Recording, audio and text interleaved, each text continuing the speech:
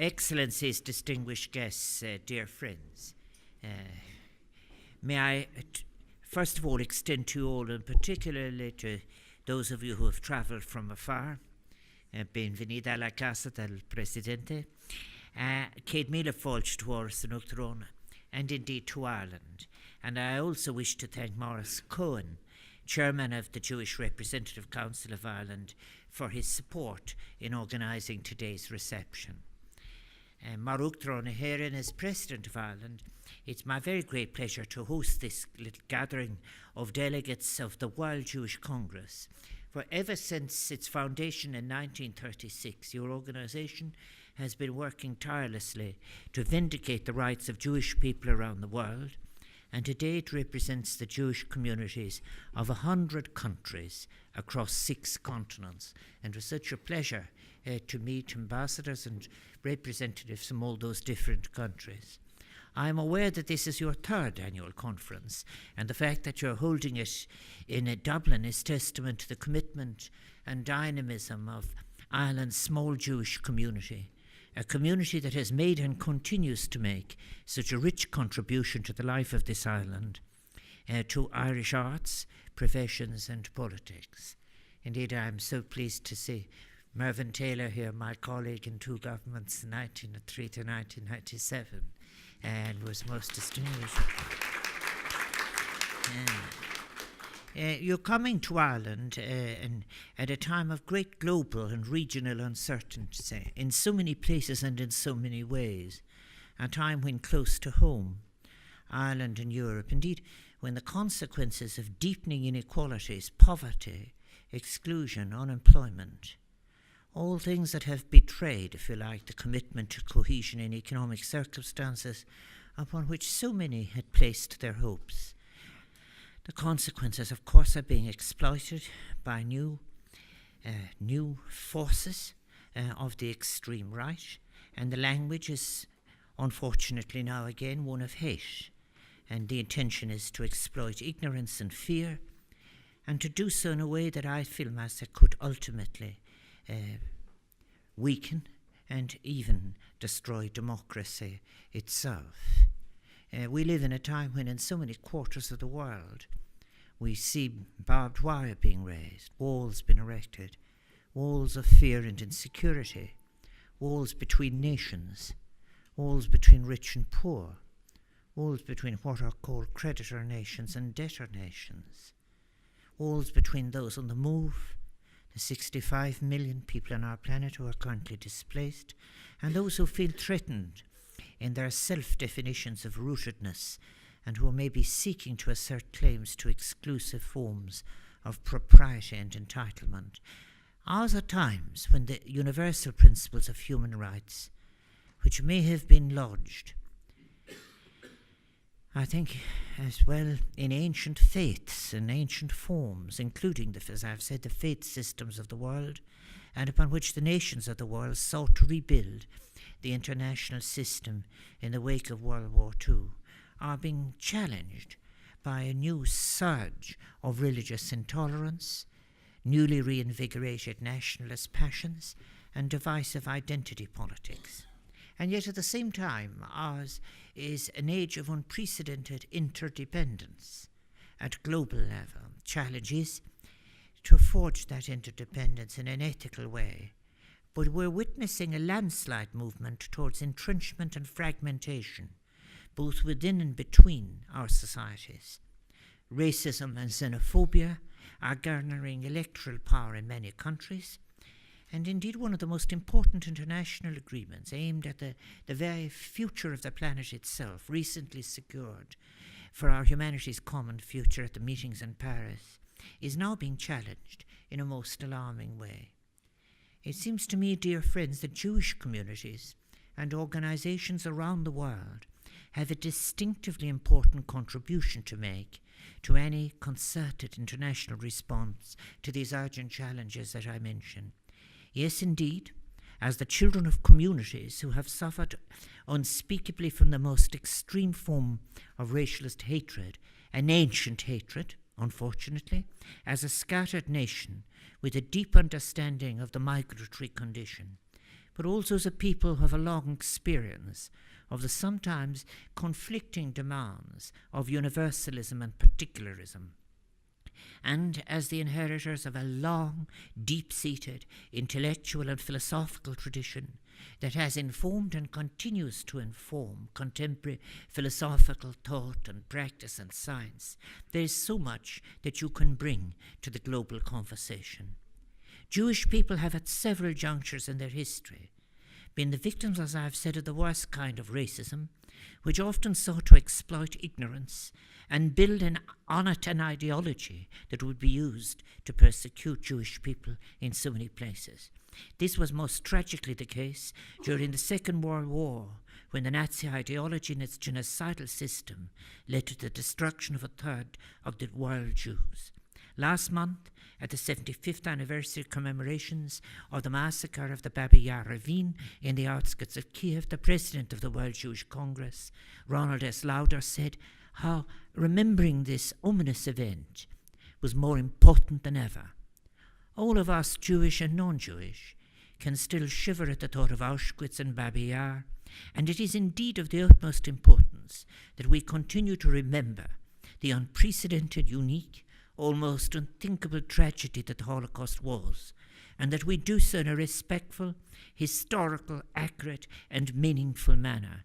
It is of the utmost importance, too, that we go further and recognize the devastation that never fails to stem from ideologies of the lesser, including colonizations and authoritarian impositions that refuse to see other people as fully human. Recognizing the full humanity of others, rejecting any temptation to amnesia or evasive amnesia, being alternatively rather committed to an ethical use of memory, does not cause us and should not cause us to be frozen by the burden of memory. It must instead, as it can, sustain our capacity to engage with both present challenges and future possibilities. And with an experience such as yours comes the opportunity and the challenge of discerning and vindicating the universality of human rights, wherever and in whatever circumstances they are being denied. I know that all of you who are delegates to the World Jewish Congress are particularly wary of not letting the poison of anti-Semitism spread again. No, it is not acceptable to see armed police outside synagogues and Jewish schools across European cities. Your vigilance is one in which we must all share, and it is also one that must enable us all to better detect and combat all forms of discriminations and exclusions and hate speech, wherever they arise, and whether they are based on race, religion, sexual preference, gender, cultural history, physical appearance, or mental abilities. We must engage, too, with the taken-for-granted assumptions that have deepened and sustained the inequalities that in turn are used as sources for these messages of hate. We must face up as intellectual workers, too, to what we have not questioned before.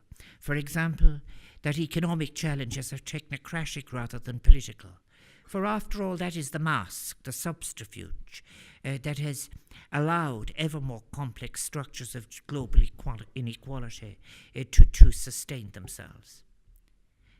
Irish history, of course, is unfortunately not exempt from some of the darkest features that have characterized the attitudes of other nations towards their Jewish citizens. To grasp the highs and lows of Jewish life in Ireland, it is worth recalling the life story of the late Gerald Goldberg, who passed away just over 10 years ago. Born in a Yiddish-speaking household, Gerald Goldberg was, like so many members of the Irish Jewish community, the son of Jewish Lithuanian refugees, or Litvaks, who fled the terrifying outbreak of pogroms in Tsarist Russia at the turn of the last century. In Ireland, the Goldberg family then found themselves caught in the 1904 Limerick riots in the south of the country. And those riots and boycott, created by a clericalist abuse of irrational fears, whipped up to mob violence. Those events ruined Limerick's Jewish tradesmen and led a majority of them to depart for Cork City. a city of which Gerald Goldberg would go on to be elected Lord Mayor in 1977. Asked once in an interview if he had encountered much anti-Jewish prejudice during his lengthy public career, Goldberg replied, "Oh yes, yes indeed." And then after a pause, "In Dublin they always have the knife out for the Cork man." But may I recall another piece of history that is available to us, but in this case as exemplary solidarity. And that is the story of Max Levitas, of the Levitas family, a Jewish family who lived in the Harcourt Street area of Dublin City. Their story was recently recalled and made the subject of an article in the Irish Times by Joe O'Shea, who described how Levitas' father-mother had escaped the 1913 pogroms in Latvia and Lithuania and met in Dublin, where 3 years later, 1-year-old Max and his brother and sister were put on the floor of their tenement by their mothers as bullets flew during the Easter Rising.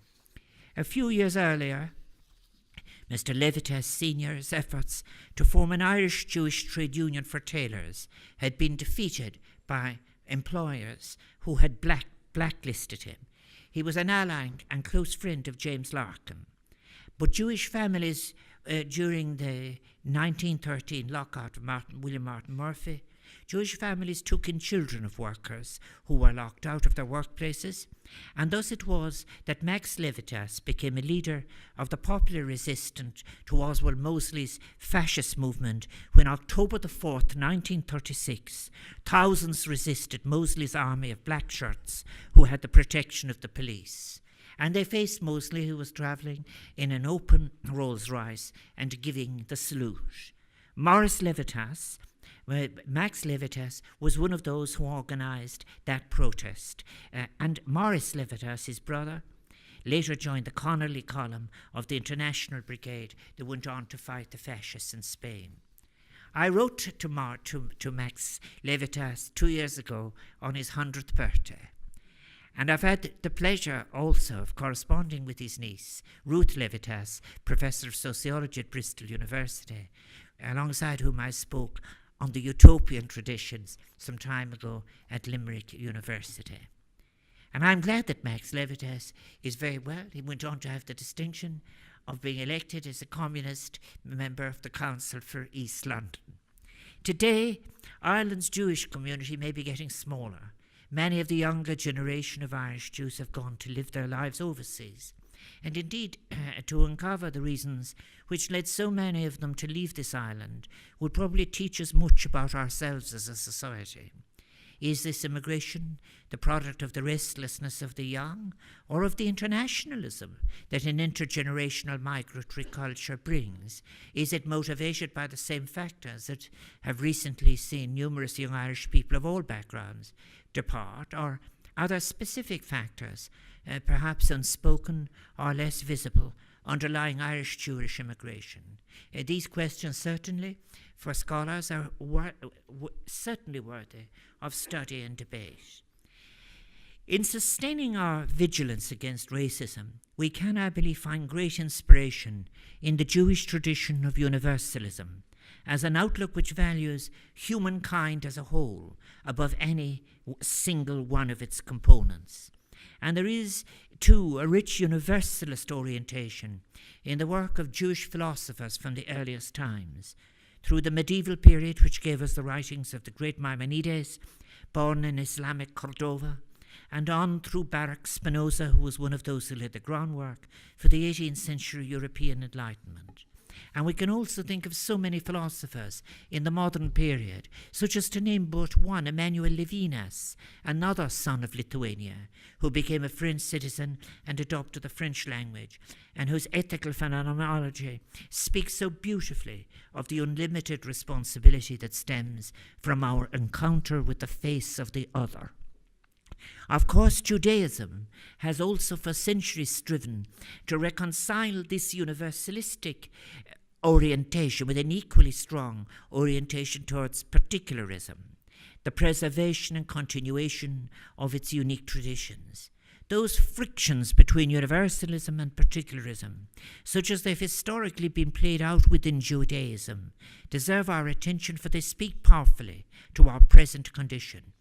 Judaism tells us that it is possible to cultivate one's particular cultural and spiritual identity while also cultivating reason, freedom of thought and inquiry, and the universal quest for liberty and justice, as values that bind all of the inhabitants of this world together in their common humanity.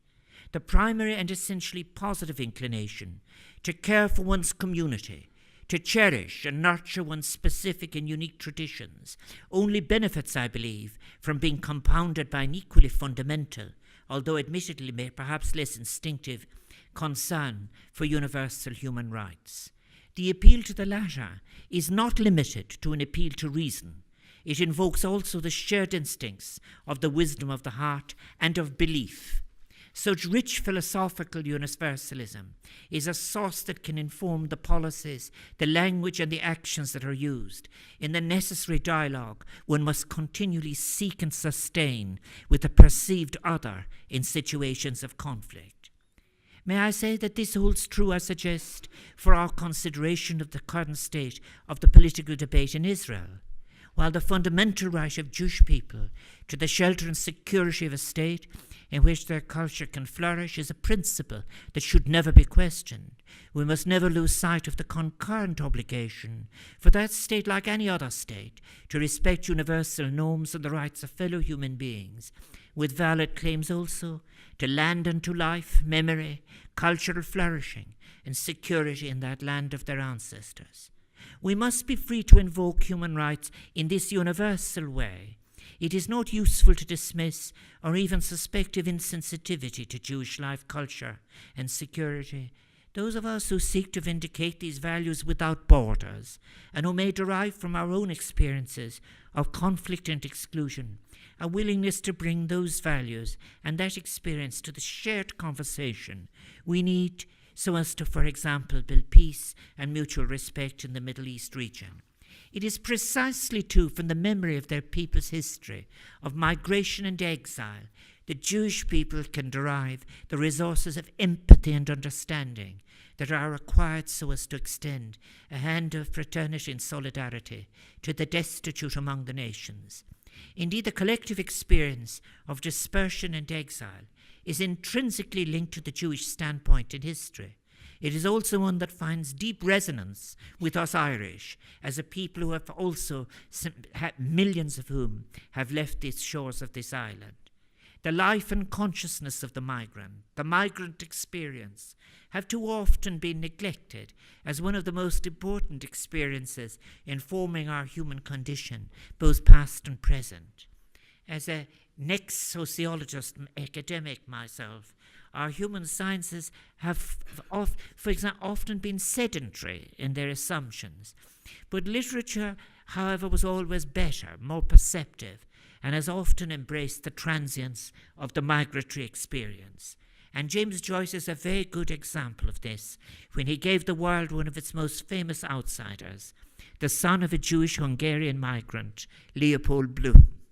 I see much ethical value in reflecting on the diasporic experience, the experience of a spiritual, non-territorial form of belonging, at a time when unprecedented numbers of men, women, and children are becoming refugees in alien lands. The relevance of the Jewish diaspora and all other diasporas, such as the Tibetan one, for example, to humankind as a whole, deserves consideration.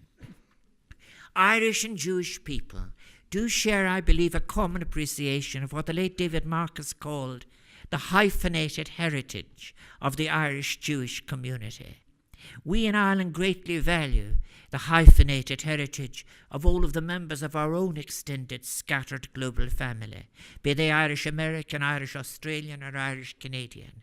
And as debates are raging in a number of European countries on the issue of cultural integration, I just want to say on this occasion that I, as President of Ireland, do see the very clear difference between the value of an invited integration and any enforced version of assimilation, which would simply seek to achieve the process of reduction of the other to the same. Why should we ever acquire of Irish Jews, whose grandparents may have been living in a Russian shtetl, and whose remote ancestors were perhaps slaves in Babylon or exiles in Persia, that they forget the experience of their ancestors or their age-old dreams? There is absolutely, and there should never be, contradiction in the capacity for Irish Jews to care deeply about their distinctive traditions while also being fully participating citizens in Irish society, and indeed helping us to define Ireland's relationship to a wider world that is ever more interdependent.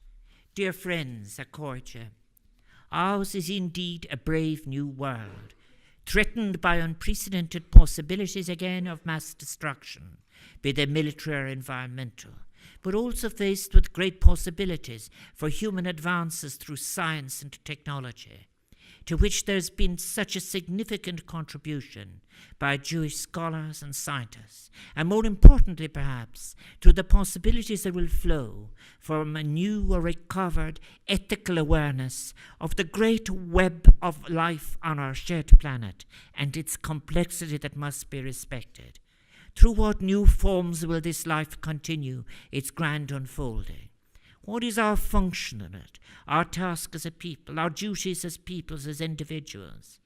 My hope is that the many nations, cultures, and traditions who share this world will respect and draw it in each other in such a way as will release the capacity for a world that is inclusive and hopeful, one as such that might enable us together to accomplish tikkun olam, that is, no less than to heal, repair, and transform the world so as to allow for the flourishing of all of humanity. Shalom. Thank you.